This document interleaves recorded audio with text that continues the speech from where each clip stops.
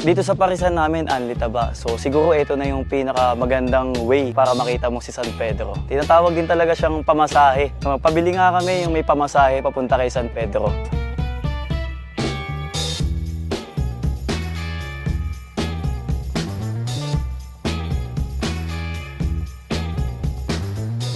Yung preparation namin, hindi namin siya inalis sa kung paano kami nagsimula at nakilala. So dinala pa rin namin siya dito sa Tarlac, which is yun yung tinatawag nating panggatong. Iluluto namin siya sa pugon para makuha namin yung smoky flavor. So pinapakuluan namin siya ng 3 to 4 hours na pagpapakulo. Tapos para mas manuot yung lasa ng sabaw, wala na kami masyadong hinahalo. Talagang kung ano lang yung katas ng karne, yun at yun lang yung nagiging lasa ng sabaw namin. Tapos after 3 hours, timplahan lang namin siya ng konti. Lalagay namin lahat ng rekado, yung taba, yung karne. Tapos tsaka namin siya ilalagay sa food truck. Although may kalan kami doon sa loob ng food truck, prepare pa rin talaga namin yung magluto kami sa loob ng pugon para talaga doon sa smoky flavor.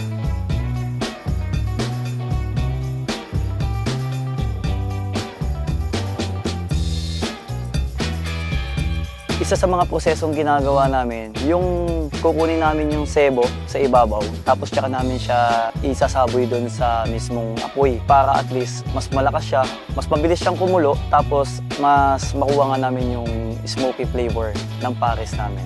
So far, pasado naman kami sa mga Ilocano. Alam naman natin ang mga Ilocano, no? Medyo mausisa rin sila pagdating sa pagkain. So at least yung pares natin sa South, proud natin siyang dinala dito sa North. Masaya naman ako na nakikita yung mga customer natin na bumabalik-balik. At the same time, yung iba dumadayo galing pa ng La Union, Baguio, Pangasinan.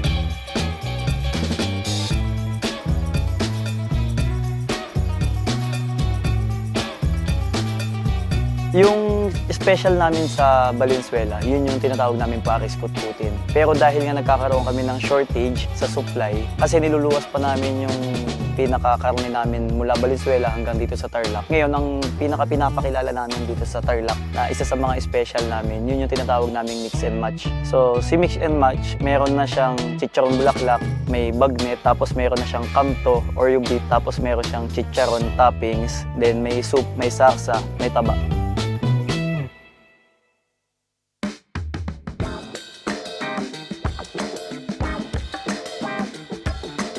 Ako si Bobby Andrew Decano, may-ari nitong Kuya Bob Pares na nagsimula sa Valenzuela City. Simula kami noong 2020 sa isang maliit na kariton. Tapos unti-unti nag-upgrade kami sa isang maliit na pwesto. Ngayon naka-establish kami doon pa rin sa kung saan kami dating nakilala. Tapos ngayon patungo ko ngayon sa isang food truck concept dito sa loob ng farm namin. At the same time, travel talaga yung pinaka-focus namin ngayon na maipakilala yung produkto ng Valenzuela, which is yung pares namin na dinala namin dito sa Tarlac.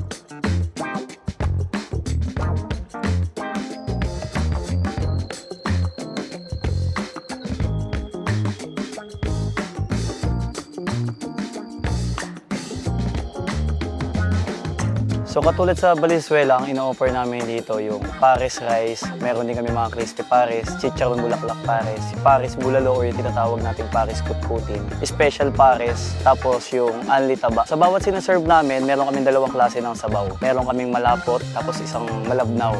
So yung malapot namin, resto style siya ng pares, tapos yung malabnaw namin, yun yung pares kanto. Yun yung talagang isa rin sa mga nagustuhan ng mga Ilocano dito sa Tarlac, yung malabnaw na sabaw.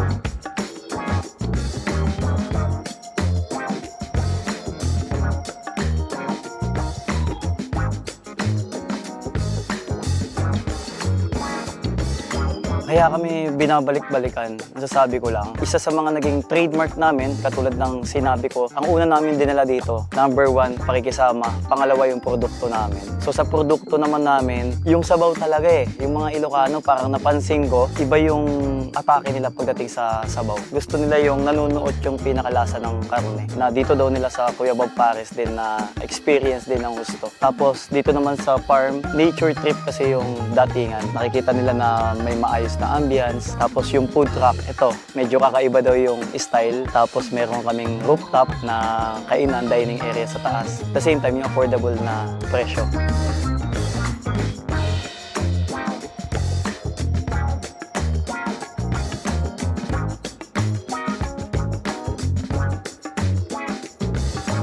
So So again and again, ini-invite ko po kayo dito sa aming munting parisan na ngayon ay nasa munting bakuran na. Kung kayo ay mahilig sa mga nature trip at the same time kumakain kayo ng pares, ini-invite ko kayo dito sa aming munting parisan nga na Kuya Bob Pares, Mami on the Go. Matatagpuan siya dito sa San Jacinto, Victoria, Tarlac. Open kami ng 4 p.m. hanggang 11 p.m. So maraming salamat po, especially sa mga Ilocano.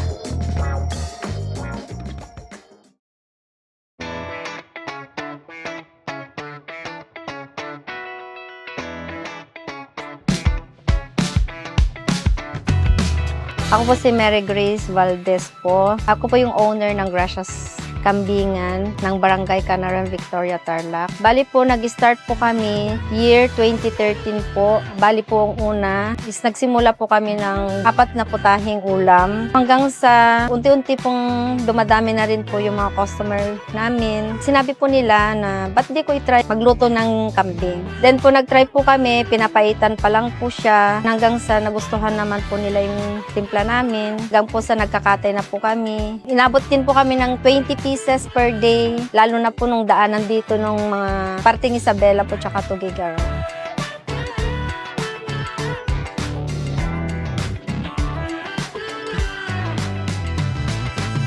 Palagi naman pong sinasabi ng mga customer po namin, binabalik-balikan po nila yung timpla namin po, tsaka po yung linis din, at tsaka hindi po nila nalasahang yung anggo po ng kambing. Yun po yung lagi po nilang sinasabi.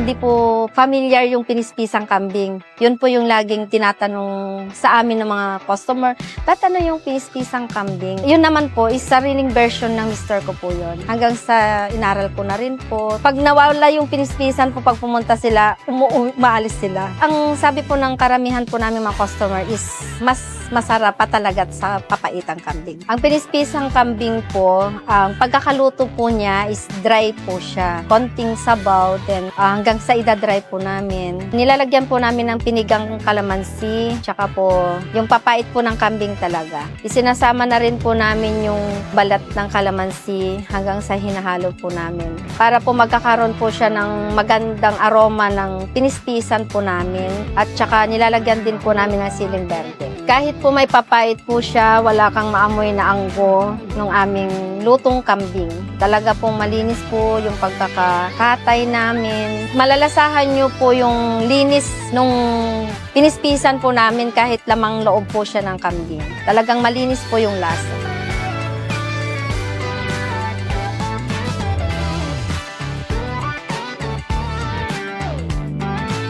Ang version namin sa papaitan, tinigisa din po namin. Then, wala din pong halos pagkakaiba dun sa pinispisan.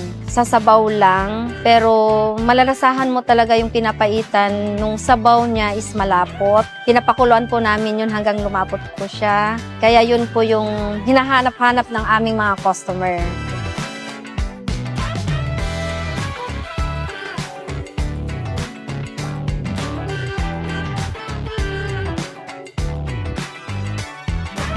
Yung sinampalukang kambing po, pinaglagaan ng kambing po talaga. Then, titimplahin po namin siya ng bunga ng sampalok. Then po, ilalagay na po namin yung parting ulo, paa, at may halong laman din nung sinampalukan namin hanggang sa lumapot po siya ng lumapot yung sabaw. Makakasiguro kayo na masarap yung sampalukan namin kasi po, totoong sampalok po siya talaga at bagong katay lagi.